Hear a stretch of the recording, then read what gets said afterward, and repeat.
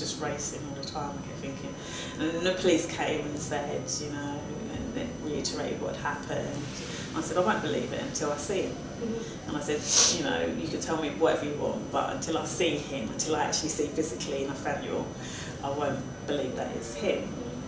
So he goes, well, I can't allow you in there because obviously it's the scene, crime scene, and they're doing forensics and all the rest of it. And I said, where's his friends? And they're like, they're at the police station, being interviewed.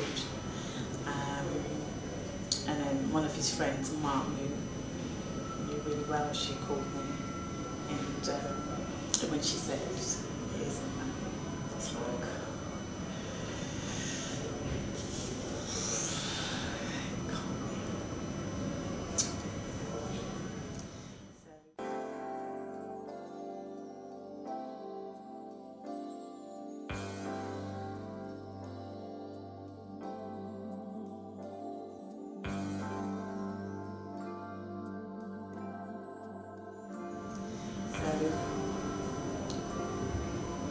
I lost someone who was just so beautiful, so much, you know, when you think about a child who's got so much potential.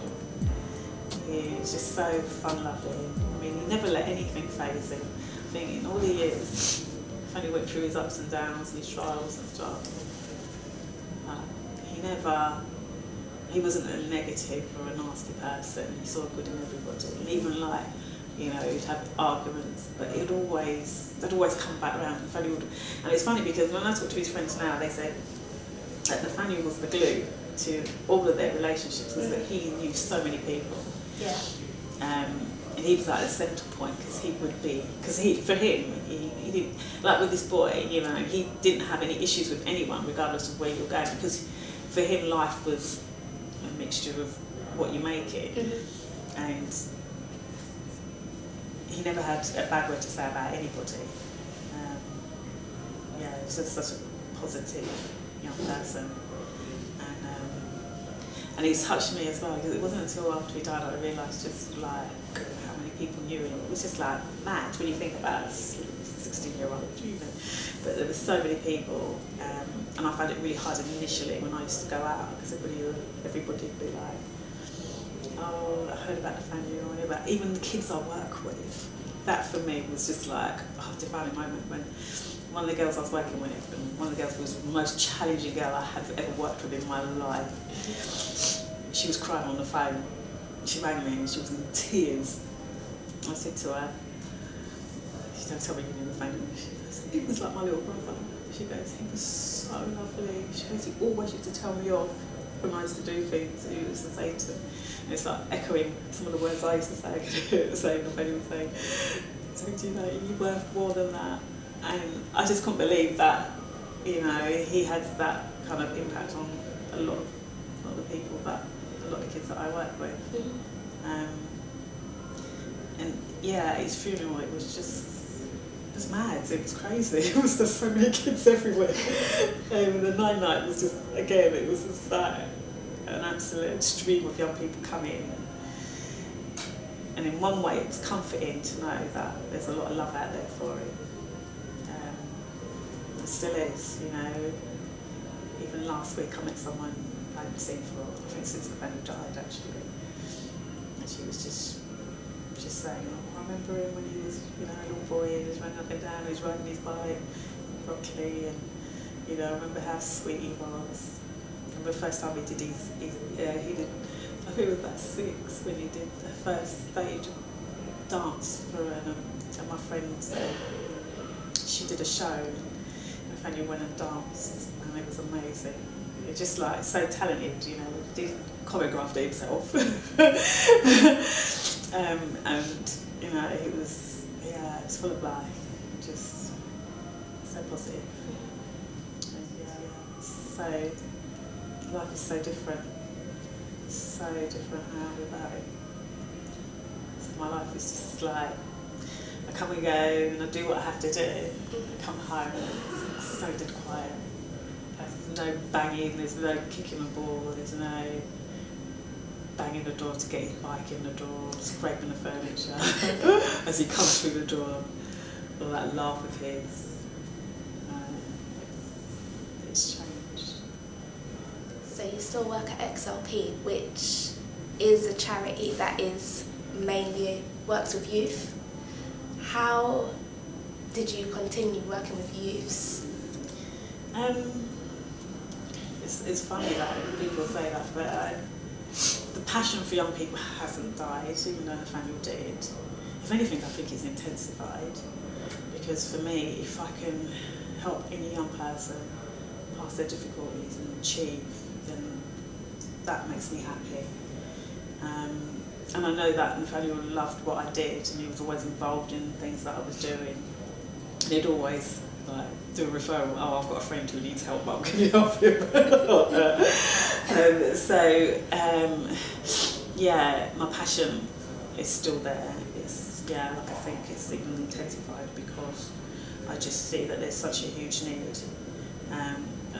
A lot of young people need a lot of direction. They need someone who can help and support them, make some positive choices in life, and just to affirm them and tell them they're worth more than what they potentially think that they are worth. So yeah, my work, as challenging and as hard as it still gives me joy. I still enjoy doing what I'm doing. How would you feel if you got a young person that has been just come away from, I don't know, prison, or has been charged with like murder or being convicted of a knife charge? How would you your personal kind of opinion as being a mum who's lost a son in such a tragic way, do you think you could work with that person, or would it affect the way you work with them? It's a difficult one to answer, because I would like to think that I would be able to offer them, to work with them just as much as I would work with any other young person. And one of the things which flagged up when I had my supervision with my manager was this question. And they said to me, they don't ever want me to be in a situation where I felt that I had to do that when I felt that I couldn't do it. So it's about me being honest and real with myself and my feelings. So if a situation occurred where I felt that I couldn't work with a young person, I would totally bring that back to the manager. Do you feel that Nathaniel has influenced the way you connect with young people, and maybe even the loss, it kind of, you actually have a personal understanding that the loss that you're feeling, although as young friends some of his friends are not parents, they haven't lost their child, but they've lost a friend, and unfortunately a lot of us, especially I'm a young person, I've been to more funerals than I have weddings, and I've lost over 10 friends that I can count on my hands. Did it make you more aware of the realness of the harsh realities that young people that we face today? Did it make you more aware? Yeah, absolutely, and I think nothing brings it more home to you when it happens to you personally. And yeah, because obviously in the nature of the work I do, we do hear a lot of the kids say, this person got stabbed, or that person got killed, or, so it's very normalised. And one of the things we want to get across is that it shouldn't be that way. It shouldn't be normal for your friend to be killed or stabbed or to be threatened or having to carry a weapon around. That's not what life is about. And so for me, it's even more of an incentive to reach out and support young people, to make that, to make changes in life, to recognise that this isn't the way it should be, and not to normalise that kind of behaviour or those sort of things happening, to think outside of the box, to try and strive towards their own potential in life. And so, yeah, I do get a sense that, there's the passion in me to work with them to achieve that and to help and encourage them. And I think sometimes, yeah, it hurts when you see them going down the wrong path, and it hurts when you try the best that you can, but they're not at that place yet to be able to make those changes. And you can see it, you can see the direction they're going in, but they can't. But all you can do is do what you can, and hopefully one day they'll make those right choices. With loss, even some people could lose a pet and they can't get out of bed. The fact that you've lost your son to youth and your job is based on youth work is so commendable, it's so amazing. at any point, was there like a breakdown? Did you think, I can't do this, I can't get up, I can't? How long did it kind of take you to really get back into the flow of things? And obviously I know you say your life is still empty, that part will never come back and you have to live with that every day, but I've worked alongside you before, and prior to me having a conversation with you, I would never think something so tragic has happened to you, because you're always quite smiley and pleasant. You wouldn't think that anything like this has happened to you. So where was your breaking point? Did you have a breaking point? I think initially, obviously when it first happened, you go through those stages, you talk about the stages of grief, and yeah, I didn't feel like I wanted to continue on. Yeah, life was painful. It was hard to get up, it was hard to function, you know, it was hard to even think about a future without Nathaniel. And that's raw pain, that's just raw, in its rawness, you do feel like that, and it is hard to be able to even think past tomorrow. And I remember many occasions thinking, God, I can't do this, you know, I can't do it, I don't want to do life anymore. If I don't have my son, what's the point? And I think when you have, which I have an amazing amount of strong and loving people around me, that really help me to go through that process. It's one of the most important things when you are going, people allow you to go through grief. They allow you to feel angry. They allow you to have your days when you don't want to do anything. You just want to cry. They allow all those emotions to come up to the surface, of the anger and guilt and everything, so that you can move past. And it's because I just have this amazing outflow of love from Nathaniel's friends, from my family, from work colleagues, from church. You know, everybody around, I just felt really cocooned in love, and that really helped. And also being able, because I understand in terms of therapeutic intervention is really important, because I'm a trained therapist myself, so I knew that that was something that I needed a channel to help me deal with my emotions. And so I took up the counselling that was offered to me, and I utilised that, and that's really helped as well. As it stands, did Nathaniel's killers, did they get caught? Did they get... Yeah. They got caught, which was great, because all his friends basically told the police exactly what happened and who these boys were, so they picked them up pretty much the same day. The sad side to that is that once we got the trial date and we went to court, that was where things kind of went downhill, because it wasn't as cut and dry as we thought it would be. You know, they stabbed him, they were seen to stab him, they ran away, they threw away the knife, all of those kind of things where you think, okay, tick, tick, tick, that sounds great. And when we actually got into court, it panned out differently. And this is a real concern for me in terms of when young people go to court, that they know what they're going to face, because they're coming in as novice, they don't understand the system, they don't understand, you know, that they are going to be ripped to pieces, that the defence will go in for the jugular, and they do, and that unless you understand all of that, what's happening, then that can break you as a person. And I think it's very unfair, because obviously they were going through their grief, they were suffering, they were in a really bad place, and yet they had to go in front of judge and jury and retell their story, but then their story was also pulled apart. And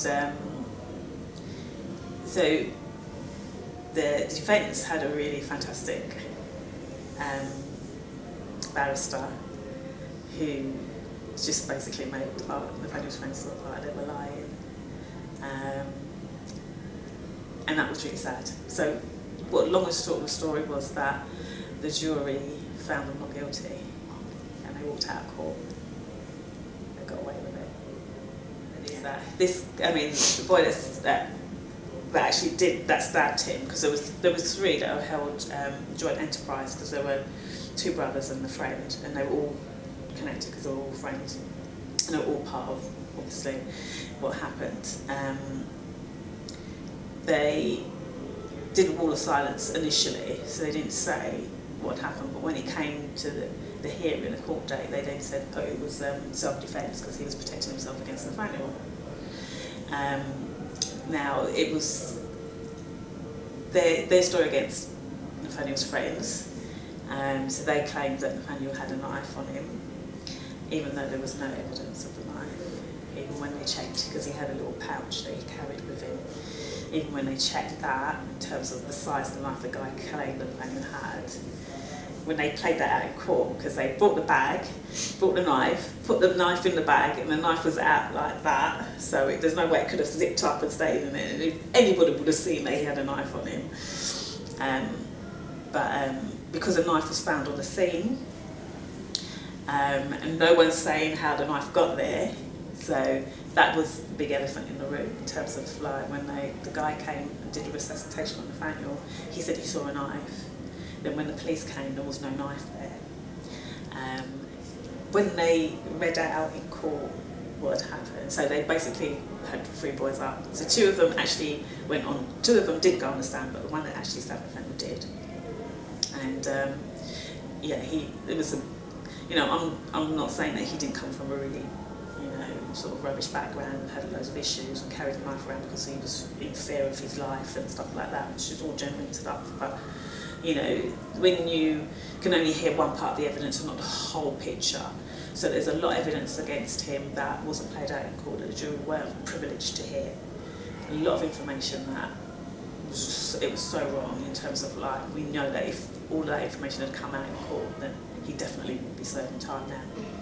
But they can play with it, so they can say, the jury are allowed to hear this part, but they can't hear that. They can't hear that he did this to this person, they can't hear that. So all of that didn't help, but yeah, they literally, as they say, bus case. They got away with it. That's what they said when they got away with it, yeah. Did they look sorry at all? They were jumping up and down in court. When the jury came back with the verdict, I literally walked out. It was disgusting, because they were jumping up and down. There's just no remorse. Was their family present? No. The first day, they had 2 of their friends came, and they didn't come back, and there was no parents there all the way through the hearing. So, how has that left you now? Do you hold any remorse?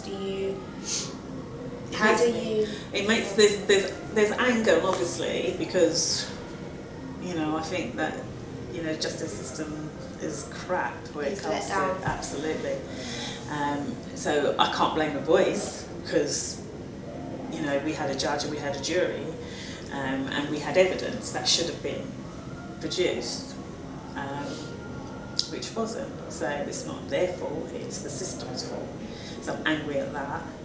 I'm angry also at the fact that Nathaniel's friends weren't prepared for what they had to go through. I think, again, there's a loophole in terms of young people going to court and being, you know, sort of educated into what the expectations, what are you supposed to say, what you're not supposed to say, how you're supposed to conduct yourself, how you're supposed to communicate across. Again, that's another massive one, where they just fell down time and time again, especially the boys. Yeah.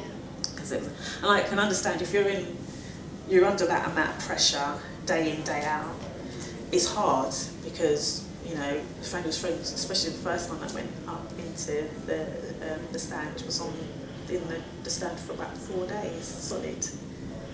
And that was hard going, and for a young person you think, oh, I knew as an adult I'd be like, you know what, just can't do this anymore. But it was really hard going for them. Yeah. So where's your life now, in terms of, you're still at XLP, you still going to continue on with that line of work? Yeah. One of the things I want to do, and we talked about it initially, was, you know, a lot of people do foundations for their kids or set up a charity or something like that.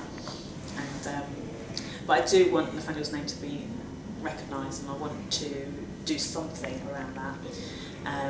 But I'm not too sure as to yet where I'm going to go with it. I've been approached by a few people who have said, why don't you do this, why don't you do that? So there's lots of kind of things out there that I'm just kind of sounding out to see.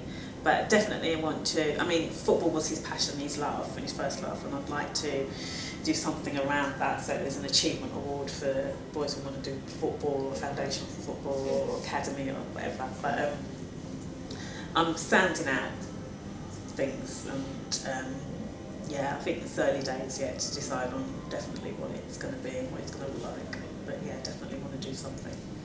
And lastly, do you have anything to say to anyone at home watching this who's lost, not even just a child, you know, just a loss? Do you have any advice or any comfort? Or I don't know if I can give a comfort. I think it's a journey, and it's about being honest with how you feel. Because I know, you know, what's really important is that you seek help and advice, so you've got loads of good people around you to support you, and that you're honest about how you feel, and people give you the opportunity to actually grieve, because it is a process, it is a journey. It's not, you know, I have my good days and I have my bad days, and it's only that. So if I know I get up in the morning and I'm feeling like I can't face the world, or I can't do this any longer, or, you know, then that's it, I'll stay at home and I'll just mope around the house. Next day I'll be alright, I'll be back on track again. But yeah, that's important. But it's important again to see, you know, life is precious. You know, people will say that, and sometimes we don't. We take it for granted. But yeah, it's making the most out of life. Doing the things that you know, your tick box of list of things that you want to do them. Don't leave it. You know, just embrace life and make the most of it. Well, thank you so much for sharing your story with us, Hannah. It's amazing, brave, commendable, it's amazing. And I feel very blessed and privileged that you've shared your story. I'm getting emotional. Thanks, Evelyn.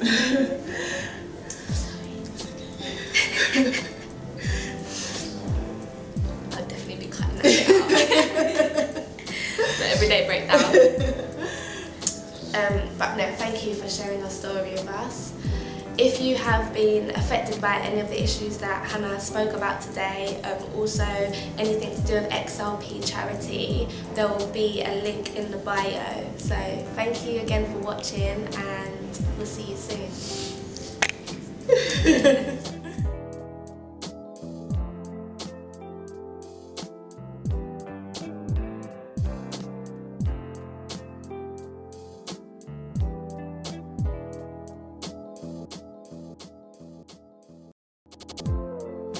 Stronger now, and I'm raised above my clouds, so there's no more rainy days. Sunshine moved my clouds away. But I'm stronger now, and I'm raised above my clouds, so there's no more rainy days. Sunshine moved my clouds away.